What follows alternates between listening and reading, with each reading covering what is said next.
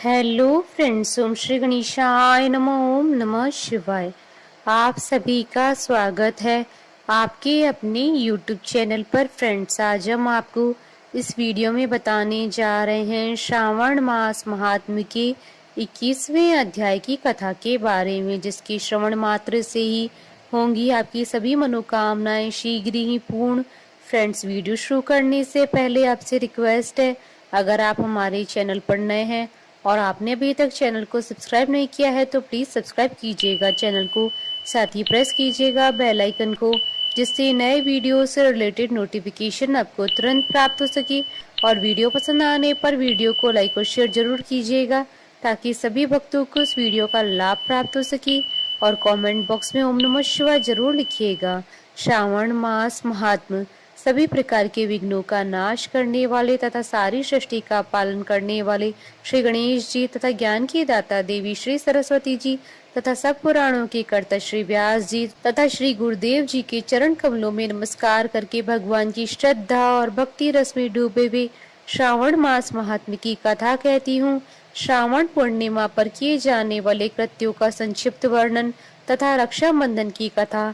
सनत कुमार बोले, हे दयानिधे, कृपा करके अब आप पूर्णमासी व्रत की विधि कहिए, क्योंकि हे स्वामिन, इसका महात्मा सुनने वालों की श्रवणेच्छा बढ़ती है। ईश्वर बोले, हे सनत कुमार, इस श्रावण मास में पूर्णिमा तिथि को उत्सर्जन तथा उपाकर्म संपन्न होते हैं। पौष की पूर्णिमा तथा माघ की पूर्णिमा तिथि उत्सर्जन कृत्य के लिए होती है, अथवा उत्सर्जन कृत्य हेतु पौष की प्रतिपदा अथवा माघ की प्रतिपदा तिथि विहित है, अथवा रोहिणी नामक नक्षत्र उत्सर्जन करते के लिए प्रशस्त है, अथवा अन्य कालों में भी अपनी अपनी शाखा के अनुसार उत्सर्जन तथा उपाकर्म दोनों का साथ साथ करना उचित माना गया है। अतः श्रावण मास की पूर्णिमा को उत्सर्जन कृत्य प्रशस्त होता है। साथ ही ऋग्वेदियों के लिए उपाकर्म हेतु श्रवण नक्षत्र होना चाहिए। चतुर्दशी, पूर्णिमा अथवा प्रतिपदा तिथि में जिस दिन श्रवण नक्षत्र हो उसी दिन ऋग्वेदियों को उपाकर्म करना चाहिए। यजुर्वेदियों को उपाकर्म पूर्णिमा में और सामवेदियों का उपाकर्म हस्त नक्षत्र में होना चाहिए। शुक्र तथा गुरु के अस्त काल में भी सुखपूर्वक उपाकर्म करना चाहिए, किंतु इस काल में इसका प्रारंभ पहले नहीं होना चाहिए, ऐसा शास्त्र विदों का मानना है। ग्रहण तथा संक्रांति के दूषित काल के अनंतर ही इसे करना चाहिए। हस्त नक्षत्र युक्त पंचमी तिथि में अथवा भाद्रपद पूर्णिमा तिथि में उपाकर्म करें। अपने अपने ग्रह सूत्र के अनुसार उत्सर्जन तथा उपाकर्म करें। अधिक मास आने पर से शुद्ध मास में करना चाहिए। ये दोनों कर्म आवश्यक है, अतः प्रत्येक वर्ष इन्हें नियम पूर्वक करना चाहिए। उपाकर्म की समाप्ति पर द्विजातियों के विद्यमान रहने पर स्त्रियों को सभा में सभा दीप निवेदन करना चाहिए। उस दीपक को आचार्य ग्रहण करे या किसी अन्य ब्राह्मण को प्रदान करे। दीप की विधि इस प्रकार है। स्वर्ण, चांदी अथवा तांबे के पात्र में सेर भर गेहूं भरकर गेहूं के आटे का दीपक बनाकर उसमें एक दीपक को जलाएं। वह दीपक घी से अथवा तेल से भरा हो और 3 बत्तियों से युक्त हो। दक्षिणा तथा तांबूल सहित उस दीपक को ब्राह्मण को अर्पण कर दें। दीपक की तथा विप्र की विधिवत पूजा करके इस मंत्र का उच्चारण करें। सदक्षिण तांबूल सभा दीपोय मुतमम अर्पितो देव देवस्य मम संतु मनोरथा। दक्षिणा तथा तांबूल से युक्त यह उत्तम सभादीप मैंने देव देव को निवेदित किया है। मेरे मनोरथ पूर्ण हो। सभादीप प्रदान करने से पुत्र पौत्र आदि से युक्त कुल उज्ज्वलता को प्राप्त होता है और यश के साथ निरंतर बढ़ता है। इसे करने वाली स्त्री दूसरे जन्म में देवांगनाओं के समान रूप प्राप्त करती है। वह स्त्री सौभाग्यवती हो जाती है, अपने पति की अत्यधिक प्रिय पात्र हो जाती है।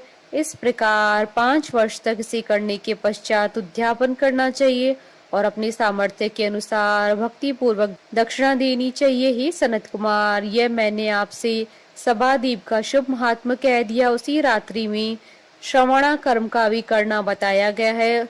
उसके बाद वहीं पर सर्प बलि की जाती है। अपना अपना ग्रह सूत्र देखकर ये दोनों ही कृत्य करने चाहिए। हैग्रीव का अवतार उसी तिथि में कहा गया है, अतः इस तिथि पर हैग्रीव जयंती का महोत्सव मनाना चाहिए। उनकी उपासना करने वालों के लिए उत्सव नित्य करना बताया गया है। श्रावण पूर्णिमा के दिन श्रवण नक्षत्र में भगवान श्री हरि हयग्रीव के रूप में प्रकट हुए और सर्वप्रथम उन्होंने सभी पापों का नाश करने वाले साम वेद का गायन किया। उन्होंने सिंधु और वित्सता नदियों के संगम स्थान में श्रवण नक्षत्र में जन्म लिया था। अतः श्रावणी के दिन वहां स्नान करना सभी मनोरथों को पूर्ण करने वाला होता है। उस दिन शंख धनुष चक्र तथा गदा धारण करने वाले विष्णु जी की विधिवत पूजा करें। इसके बाद सामगान का श्रवण करें, ब्राह्मणों की हर प्रकार से पूजा करें और अपने बंधु बांधवों के साथ वहां क्रीड़ा करें तथा भोजन करें। स्त्रियों को चाहिए कि उत्तम पति प्राप्त करने के उद्देश्य से जल क्रीड़ा करें। उस दिन अपने अपने देश में अथवा घर में इस महोत्सव को मनाना चाहिए तथा हयग्रीव की पूजा करनी चाहिए और उनके मंत्र का जप करना चाहिए। यह मंत्र इस प्रकार है, आदि में प्रणव तथा उसके बाद नमः शब्द लगाकर बाद में भगवते धर्माय जोड़कर उसके भी बाद आत्मविशोधन शब्द की चतुर्थी विभक्ति आत्मविशोधनाय लगानी चाहिए। पुनः अंत में नमः शब्द प्रयुक्त करने से 18 अक्षरों वाला ओम नमो भगवते धर्माय आत्मविशोधनाय नमः मंत्र बनता है। अतः यह मंत्र सभी सिद्धियों को प्रदान करने वाला और 6 प्रयोगों को सिद्ध करने वाला है। इस मंत्र का पुरुष चरण 18 लाख अथवा 18,000 जप का है। कलयुग में इसका पुरुष चरण इससे भी 4 गुना जप से होना चाहिए। इस प्रकार करने पर हयग्रीव प्रसन्न होकर उत्तम वांछित फल प्रदान करते हैं। इसी पूर्णिमा के दिन रक्षाबंधन मनाया जाता है, जो सभी रोगों को दूर करने वाला तथा सभी अशुभों को नाश करने वाला है। हे मुनि श्रेष्ठ, इसी प्रसंग में एक प्राचीन इतिहास सुनिए। इंद्र की विजय प्राप्ति के लिए इंद्राणी ने जो किया था उसे मैं बताने जा रहा हूँ। पूर्व काल में 12 वर्षों तक देवासुर संग्राम होता रहा। तब इंद्र को थका हुआ देखकर देवी इंद्राणी ने उन सुरेंद्र से कहा, हे देव, आज चतुर्दशी का दिन है, प्रातः होने पर सब ठीक हो जाएगा।